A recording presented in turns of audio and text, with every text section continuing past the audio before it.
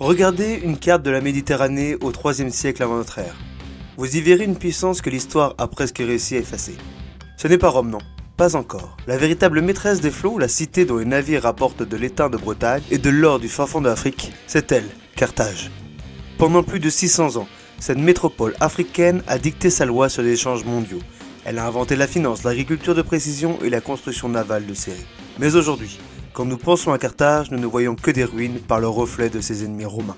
Pourquoi cette cité, capable de construire des ports circulaires monumentaux et de financer des armées immenses, a-t-elle fini par être rayée de la carte?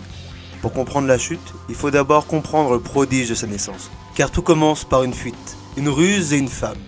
La reine Didon. Chers pèlerins, voyageons dans l'histoire de la grande Carthage. Pour trouver les racines de Carthage, il faut regarder vers l'est. À plus de 2000 km de là, au Liban actuel, se trouve Tyr, la plus grande cité de Phénicie. Les Phéniciens sont des commerçants de l'Antiquité. Ils ne cherchent pas la gloire militaire, ils cherchent à ouvrir des routes commerciales.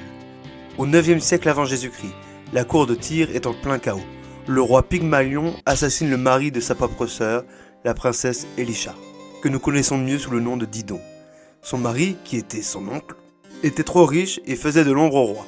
Didon ne veut pas être la prochaine victime. Elle s'enfuit de nuit avec une flotte chargée de trésors et une poignée de fidèles. C'est une exilée politique en quête d'une terre. Elle navigue vers l'ouest et accoste sur les côtes de l'actuelle Tunisie. Attention, ce Pygmalion que nous venons de voir n'est pas à confondre avec celui d'Ovide. Pour info, celui d'Ovide est un sculpteur, fils de Dieu, qui fait vœu de célibat et qui pourtant tombe amoureux de sa propre statue d'Aphrodite. Et cette même statue devient vivante, mais je m'égare. Allons à une légende en lien avec notre histoire. Voici donc la légende de la peau de bœuf reprise par Virgile. Le chef local voit d'un mauvais œil l'arrivée de ces étrangers. Il accepte de leur céder un morceau de terre, mais par mépris, il impose une condition absurde. Je vous donne autant de terre qu'une peau de bœuf peut en couvrir. Didon ne se démonte pas. Elle est héritière de l'esprit pragmatique phénicien. Elle prend la peau de bœuf, la découpe en lanières aussi fines que des cheveux, et les lie bout à bout avec une immense corde. Elle encercle toute une colline ou une petite péninsule en fonction des versions. L'endroit prend le nom de Byrsa, ce qui signifie le cuir. C'est là, sur ce promontoire dominant la mer, que naît Kadadash, la ville nouvelle. Carthage est née d'une ruse diplomatique. Et ce détail est crucial. L'ADN de Carthage ne sera jamais la force brute, mais l'intelligence, la négociation et le profit. Didon devient une source d'inspiration. Il paraît que pour se délivrer de ses diverses obligations, elle se serait mis au bûcher. Mais nous parlons là d'une fiction. Bientôt, la colonie dépasse la métropole. Tyr tombe sous les coups des empires orientaux, notamment les Assyriens, et Carthage devient l'héritière légitime de tout le réseau phénicien. Elle ne se contente pas de survivre, non, elle prospère. Elle devient le point de passage obligé entre l'Orient et l'Occident. Mais pour devenir une puissance mondiale, elle doit transformer cette colline de Bysra en un monstre économique. Si vous aviez visité Carthage à son apogée, vous auriez eu le vertige. C'est la New York d'Antiquité. Imaginez des immeubles de 6 ou 7 étages. Une prouesse pour l'époque. Et une population cosmopolite où l'on parlait toutes les langues de la Méditerranée. La clé de cette prospérité? Le coton. Le port de Carthage est l'une des 7 merveilles du monde antique, même s'il ne figure pas officiellement sur la liste. C'est un port double. D'un côté, un rectangle pour les marchandises. De l'autre, caché derrière une muraille, un port circulaire immense, destiné à la flotte de guerre. Au centre, une île artificielle. L'amirauté surveille tout. Les archéologues ont découvert que les Carthaginois avaient inventé la préfabrication. Chaque pièce de bois de leur navire était marquée, numérotée. On pouvait assembler un navire de guerre comme on assemble un meuble. Cette capacité de production industrielle est ce qui terrifiait le plus leurs voisins. Mais Carthage n'est pas qu'un port. C'est une machine à générer du cash. Pour comprendre comment ils ont dominé le monde sans forcément l'envahir, il faut regarder leur système d'état client. Contrairement aux Romains qui plus tard imposeront leur langue, leurs lois et leurs gouverneurs partout où ils passent, les Carthaginois sont pragmatiques. Ce qui les intéresse, ce n'est pas d'administrer des villages au milieu des terres, c'est le flux de marchandises. Carthage tisse une toile d'araignée sur toute la Méditerranée occidentale. Elle signe des traités, elle dit aux cités locales « Gardez vos rois, gardez vos dieux, mais vendez-nous vos matières premières en exclusivité et achetez nos produits finis. » C'est l'ancêtre du protectorat économique. Les Numides fournissent des chevaux, les Ibères de l'argent et du fer, les Libyens du blé. En échange, Carthage assure leur protection, notamment navale, contre les pirates. Politiquement, c'est une curiosité. Aristote lui-même admirait la constitution de Carthage. Ce n'est pas une monarchie, mais une république oligarchique. À sa tête, 2 suffètes, des sortes de magistrats élus ou de consuls romains. Mais le vrai pouvoir appartient aux grandes familles marchandes. Ici, la naissance compte moins que le compte en banque. On ne cherche pas la gloire militaire pour le prestige, on cherche la stabilité pour le commerce. C'est un point fondamental. À Carthage, la guerre est vue comme une dépense inutile, un mauvais investissement. C'est pour cette raison que Carthage invente un modèle militaire unique, l'armée de mercenaires. Pourquoi envoyer des citoyens carthaginois mourir au combat alors qu'on peut acheter les meilleurs soldats du monde? On paye des frondeurs des Baléares pour leur précision chirurgicale, des guerriers celtes pour leur force brute, et de la cavalerie numide, la meilleure de l'époque. Carthage, c'est la finance qui achète la force. Mais ce système a un point faible. Le mercenaire est fidèle tant qu'il est payé. Et si le flux d'or s'arrête, la machine s'enraye. Pendant des siècles, ce système fonctionne, Carthage s'étend en Sardaigne, en Corse et surtout en Sicile. Et c'est là que le bas blesse. La Sicile est le verrou de la Méditerranée. C'est là que Carthage rencontre son premier grand rival, les Grecs. C'est à cette période, vers 550 avant Jésus-Christ, qu'apparaît la dynastie magonide. Magon Ier comprend que la diplomatie marchande a ses limites. Pour protéger les comptoirs, il faut une force de frappe permanente. Il construit l'armée, fortifie les bases en Espagne et fait de Carthage une véritable puissance territoriale, notamment en prenant des colonies phéniciennes en Méditerranée. Pendant 200 ans, Grecs et Carthaginois se livrent des guerres d'usure pour le contrôle des mines et des ports siciliens. Carthage apprend la guerre de siège, la logistique complexe. Elle gagne, elle perd, elle négocie, elle est à son zénith. Mais alors qu'elle regarde vers la Sicile et les richesses de l'Espagne, une petite cité italienne commence à faire parler d'elle. Rome vient de soumettre ses voisins latins. Elle est pauvre, elle est brutale, et elle a une faim de terre que les marchands de Carthage n'ont pas vu venir. Le choc est inévitable. En 264 avant Jésus-Christ, pour une sombre histoire de mercenaires en Sicile et du comptoir grec de Syracuse, les 2 géants se retrouvent face à face. Cette simple escarmouche va devenir le conflit le plus long et le plus sanglant de l'Antiquité occidentale, les guerres puniques. Nous sommes en 264 avant Jésus-Christ. Rome est une puissance terrestre, Carthage est une puissance maritime. Sur le papier, Rome n'a aucune chance sur l'eau. Mais les Romains ont une qualité redoutable.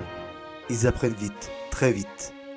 En récupérant une galère carthaginoise échouée, ils la démontent, la copient et construisent une flotte entière en quelques mois. Pour compenser leur manque d'expérience nautique, ils inventent le Corvus, une passerelle d'abordage munie d'un croc qui se plante dans le pont adverse. Soudain, la bataille navale devient un combat d'infanterie. Et là, Rome est imbattable. Carthage s'épuise, elle perd la Sicile, elle perd la maîtrise des mers. Mais dans la défaite, un homme, un général refuse de baisser les bras. Hamilcar Barca. C'est un général invaincu sur le terrain. Il mène une guérilla brillante en Sicile. Mais sa propre cité, dirigée par des marchands qui voient le coup de la guerre s'envoler, signe la paix derrière son dos. Hamilcar est furieux. Pour lui, la paix n'est qu'une trêve. Il part pour l'Espagne avec ses fils. La légende raconte qu'il a fait jurer à son fils aîné, alors âgé de 9 ans, une haine éternelle envers Rome. Ce fils s'appelle Hannibal. Hamilcar reconstruit un empire en Espagne, riche en mines d'argent pour préparer la revanche. Il meurt au combat en Espagne en 228 avant Jésus-Christ, mais laisse derrière lui une machine de guerre prête à exploser. 10 ans ont passé. En 218 avant Jésus-Christ, Hannibal Barca déclenche l'impensable. Puisque Rome domine la mer, il ira la chercher par la terre. Il quitte l'Espagne, traverse le Rhône et s'attaque au plus grand rempart naturel de l'Europe, les Alpes. C'est une épopée qui semble suicidaire. Des milliers de soldats, des éléphants de guerre gravissent les cols enneigés. Hannibal perd la moitié de ses troupes dans la montagne. Mais lorsqu'il redescend dans la plaine du Pô, il n'est plus général. Il est un cauchemar éveillé pour Rome. Pendant 15 ans, Hannibal va humilier les légions romaines sur leur propre sol. Ici, Hannibal réalise ce que tout stratège moderne étudie encore. En infériorité numérique, il attire le centre de l'armée romaine dans un piège, reculant volontairement pour mieux l'envelopper avec sa cavalerie sur les flancs. C'est l'encerclement parfait. 50 000 Romains tombent en une seule journée. Rome est à genoux. Mais Carthage commet ici son erreur fatale. Les politiciens, restés au port, jaloux ou prudents, refusent d'envoyer à Hannibal les renforts nécessaires pour assiéger Rome. Hannibal a la victoire, mais il n'a pas les moyens de la finir. Un de ses généraux aurait prononcé Sinci vincere victoria uti nescis, ou pour les deux du fond qui ne comprennent pas le latin, tu sais vaincre Hannibal, mais tu ne sais pas utiliser ta victoire. Prêter aux généraux carthaginois des mots latins montre la manière dont l'histoire est interprétée pendant les siècles, mais je m'égare une nouvelle fois. La guerre bascule quand Rome trouve enfin son propre génie, Scipion l'Africain ou l'Ancien. Ce dernier comprend qu'il ne battra jamais Hannibal en Italie. Il décide de frapper le cœur. Il débarque en Afrique. Hannibal est rappelé d'urgence pour sauver sa cité. En 202, à la bataille de Zama, le maître est battu par l'élève. Carthage perd tout. Sa flotte, ses colonies, son trésor. Après sa défaite contre Scipion, Carthage n'est plus un empire. C'est une cité-État désarmée, privée de sa flotte et soumise à une amende colossale. Rome pense l'avoir brisée. Mais c'était sans compter sur le génie carthaginois. En seulement 50 ans, grâce à une culture de pointe et un commerce qui renaît de ses cendres, la ville redevient d'une richesse insolente. À Rome, cette résilience terrifie. Le sénateur Caton l'Ancien termine chacun de ses discours, quel que soit le sujet, par cette phrase devenue célèbre. Delenta est Carthago. Carthage doit être détruite. Il est le premier grand historien de l'Italie latine, ce qui place les guerres puniques comme très importantes dans les sources. Se sachant bien plus puissante, Rome cherche le moindre prétexte pour rachever sa rivale. Elle impose des conditions inacceptables. Les Carthaginois doivent abandonner leur ville et s'installer 15 km à l'intérieur des terres afin que leur cité soit rasée. Carthage refuse. Elle se prépare au pire. Dans un élan de désespoir héroïque, on transforme les temples en ateliers. Pendant 3 ans, la ville résiste à un siège total. Quand les Romains finissent de forcer une muraille en 146 avant Jésus-Christ, le combat continue maison par maison, étage par étage, pendant 6 jours et 6 nuits. À la fin, le général romain Scipion Émilien, fils de Scipion l'Africain, contemple la ville en flammes, et dit-on pleure en passant que le même sort arrivera un jour à Rome. 50 000 survivants sont vendus comme esclaves. La ville est rasée. La légende veut que les Romains aient répandu du sel sur la terre pour que plus rien n'y pousse jamais. Le fait que cette légende de la terre salée soit parvenue jusqu'à nous montre la violence de cette punition et cela permet de décrire Carthage comme de la mauvaise herbe. Carthage a disparu des cartes, mais a-t-elle vraiment disparu de l'histoire ? Le paradoxe de Carthage, c'est que nous la connaissons presque exclusivement à travers les récits de ses vainqueurs.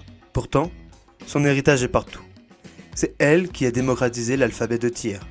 C'est elle qui a montré que la puissance d'une nation pouvait reposer sur l'économie plutôt que sur la seule conquête territoriale. Sans Carthage, Rome ne serait jamais devenue Rome. C'est en affrontant les marins puniques que les Romains ont appris à naviguer. C'est en combattant Hannibal qu'ils ont appris à structurer leur empire à l'échelle mondiale. Aujourd'hui, sur les côtes de Tunisie, le port circulaire de Coton est toujours visible depuis le ciel, telle une empreinte digitale laissée par un géant. Si Hannibal avait marché sur Rome après la bataille de Cannes, peut-être que la langue dominante ne serait pas le latin mais le punique. Carthage était trop puissante pour la glorifier comme les Grecs. Les Romains n'ont ainsi pas jugé bon d'honorer leur culture, mais plutôt de la salir, coupant la Méditerranée en 2 plutôt qu'en 3. L'histoire est écrite par les vainqueurs, mais les vaincus, eux, en dessinent souvent les contours. Carthage n'était pas seulement l'ennemi de Rome, elle était l'autre visage de la civilisation méditerranéenne. Un visage de commerce, d'audace et de liberté maritime. Certainement la plus grande civilisation du Maghreb antique. Amis pèlerins, ce cheminement sur les traces de Carthage est maintenant terminé. Abonnez-vous et likez et surtout commentez pour d'autres voyages historiques. Et moi je vous dis à une prochaine vidéo. Salut les pèlerins!